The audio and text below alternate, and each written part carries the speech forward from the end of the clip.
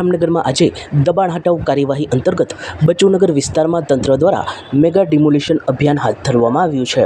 બંદોબસ્ત વચ્ચે 200થી વધુ મકાન તોડી પાડવાની કવાયત થઈ રહી છે। અંદાજિત 200 કરોડની કિંમતની જમીન ખુલ્લી કરવાનું લક્ષ્ય છે।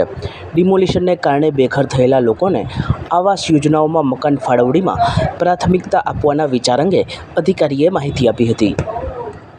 જામનગર શહેરમાં રંગમતી નદીના કિનારે જે કોર્પોરેશનનો સર્વે નંબર છે 298, આ સર્વે નંબરમાં બચુનગર જે વસાહત છે એ વર્ષોથી એમાં બિનઅધિકૃત દબાણો થયેલા અંદાજે 350 જેટલા આ રેવન્યુ સર્વે નંબર 298 કોર્પોરેશન હસ્તકમાં છે, એમાં દબાણો થયેલા નિયમ અનુસારની 478(1) અને 478(2) નોટિસો મહિના પહેલા પાઠવવામાં આવેલી।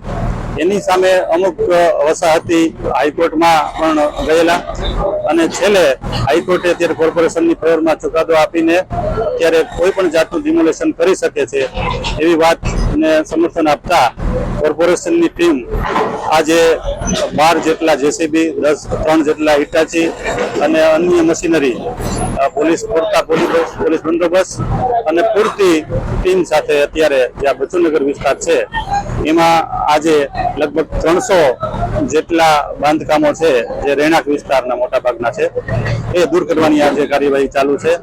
સર્વે નંબર 298માં જ થોડા દિવસો પહેલા જે બન્યા પટણીવાડ જે વિસ્તાર છે એમાં 47 જેટલા દબાણો દૂર કરેલા અને આજે 294 જેટલા, એટલે કુલ આ સર્વે નંબરના 350 જેટલા દબાણો દૂર થતા લગભગ આ સર્વે નંબરમાં 8.5 લાખ ચોરસ ફૂટ જેટલી જગ્યા ખાલી થવા જાય છે અને જો એની કિંમત ગણીએ તો 193 લાખ એટલે કે 200 કરોડ જેવી કિંમતની જમીન ખુલ્લી થવા જઈ રહી છે।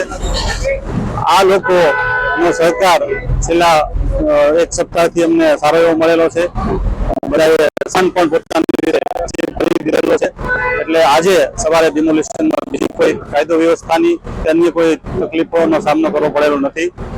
આ લોકોને કોર્પોરેશન પણ જે પોતાની જે આવાસની યોજના છે એમાં જે ભવિષ્યમાં જે આવાસો બનશે એમાં પ્રાયોરિટીના ધોરણે જે અત્યારે જેના દબાણો દૂર થઈ રહ્યા છે એમનો પણ સમાવેશ કરવાનો સક્રિય વિચારણા કોર્પોરેશન કરી રહી છે।